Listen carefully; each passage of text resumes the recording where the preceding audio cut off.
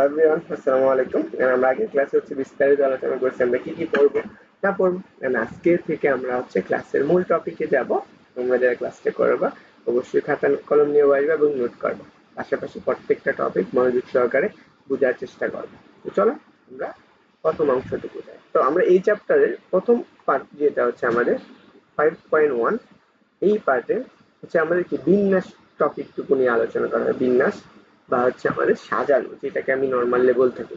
তো আমার এই চ্যাপ্টারে আমার কি প্রথম লেকচার এটা। আমার লেকচার কত? লেকচার আমার 1। তো এই লেকচারে আমরা প্রথমে বিন্যাস কি, সে বিন্যাস জিনিসকে আমরা বোঝার চেষ্টা করব। বিন্যাস বা পারমুটেশন।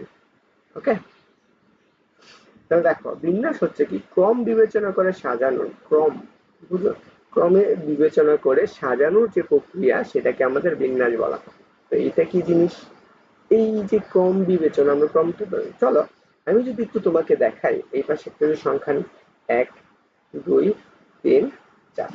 এখন তোমাকে বলা হলো ক্রমিক সংখ্যা অনুসারে দুইটি করে সংখ্যা নিয়ে তুমি কি করো, সংখ্যা গঠন করো ক্রমিক ভাবে। ক্রম কোনটা? একের পরে দুই, দুইয়ের পরে তিন, তিনের পরে চার। দুইটা সংখ্যা করে কিভাবে আসবে?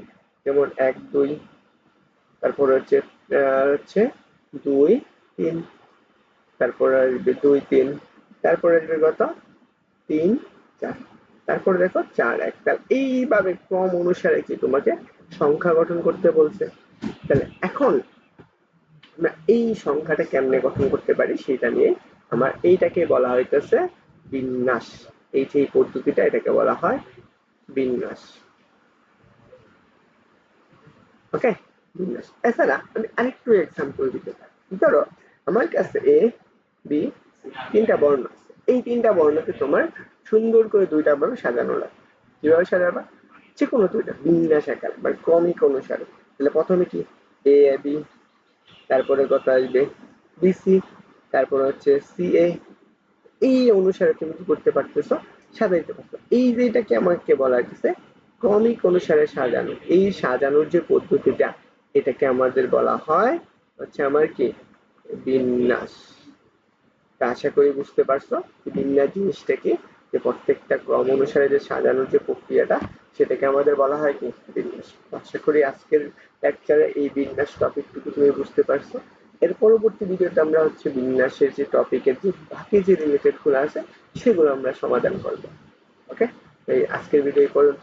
ভিডিওটা কেমন লাগছে অবশ্যই জানাবা। প্রত্যেকটা টপিক তুমি বুঝতে পারছো কিনা সেটা অবশ্যই কমেন্টে জানাবে। তারপরে পরবর্তী চ্যাপ্টার যখন আমরা 5.2 পড়বো, তখন সেখানে আমি সমাবেশ সম্পর্কে আরো বিস্তারিত বলবো। তখন তুমি সমাবেশ সম্পর্কটা ক্লিয়ার হয়ে যাবে। তো